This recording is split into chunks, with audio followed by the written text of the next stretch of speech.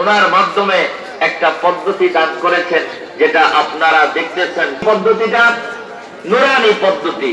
নুরানি পদ্ধতি কি করতে চায়? নুরানি পদ্ধতি আপনাকে দিতে চায়।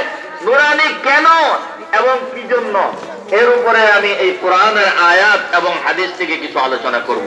মেহরবানি করে খুব সূক্ষ্মভাবে শুনবেন।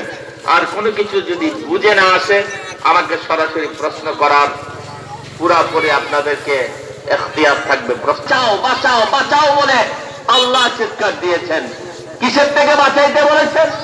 বলে আমি প্রশ্ন করি, কালেমা ছাড়া জাহান্নামের আগুন থেকে বাঁচা যাবে?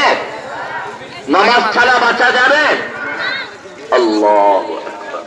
কোরআন ছাড়া বাঁচা যাবে?